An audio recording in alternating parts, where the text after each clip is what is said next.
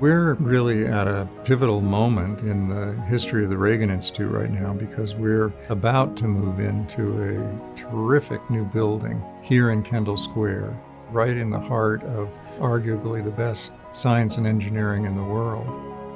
And hopefully really push the envelope in terms of what we can do to have science help make the world a better place. When the Ragons approached us about doing this commission, they were quite clear that they wanted an iconic building. We had a blitz for about a month figuring out what this building was. We wanted it to be quiet and elegant, but with a dynamic quality to it where no side is the same as the other. We think it's going to have a very, very different personality than almost any building up and down the street.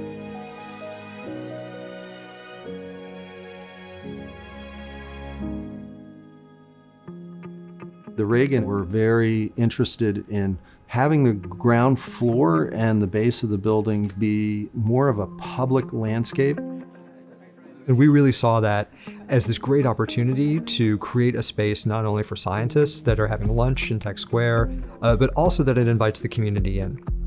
We wanted our presence in Kendall Square to be a positive for everybody. We managed to have a park in front of it that is open to the public. There are over 14,000 square feet of new publicly accessible green space on Main Street. Cambridge trying to gradually restore the urban forest that was here. So from the site's perspective, when you enter this portion of Cambridge, you're going to be very aware of a concentration of green that doesn't exist in other parts of Kendall Square. That landscape is going to be something that the city of Cambridge is going to treasure. We think of the building as having a personality. An extroverted building is one that's very, very much aware of its presence. Introverted buildings are ones that they're really more inner focused. And here I think we struck a really good balance. We want this building not to be a silo, we want this building to be integrated with MIT, with Harvard, with MGH. We want this building to be part of the environment here. I think what they've come up with is gorgeous, but the most important thing to us is about how it functions. And I can tell you, it's going to be a collaborative super site.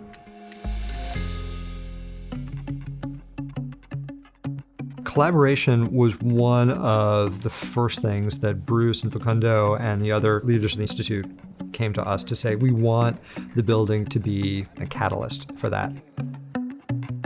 We have designated every floor with specific collaboration areas so that people are not sitting in their office or closed doors, but they are coming to these areas to discuss and to make themselves seen.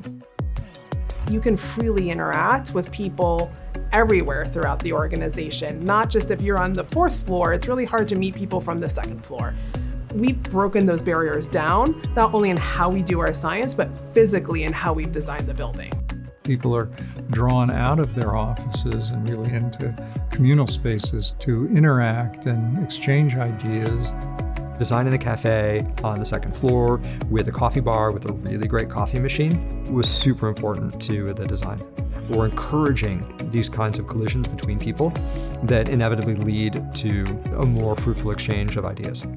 So in many ways, I think that we have kind of disrupted the traditional way of design labs that we hope really is going to incentivize the culture and the enthusiasm of people to be there.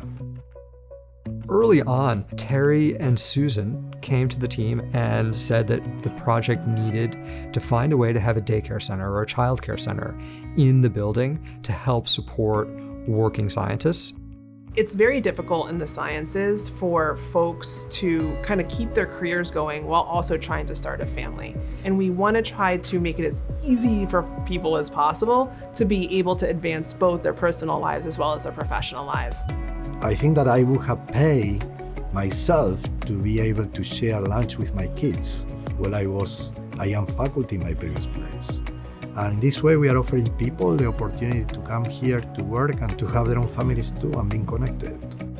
What's also special here is that the Ragon made a commitment to have a number of spots in the childcare facility open and set aside for members of the community, so that it's not just about the Ragon itself, but it's about the Ragon in Cambridge.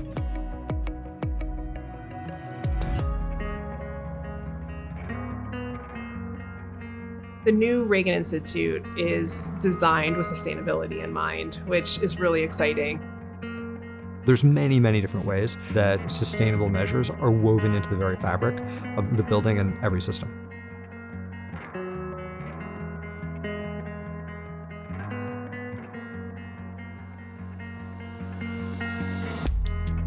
It's an extremely exciting time because it has really changed the culture here. The notion of having now a building that is going to be there for the next kind of 100 years and is going to be there to serve this institute, it has completely changed the perception of the whole environment towards the Ragon Institute.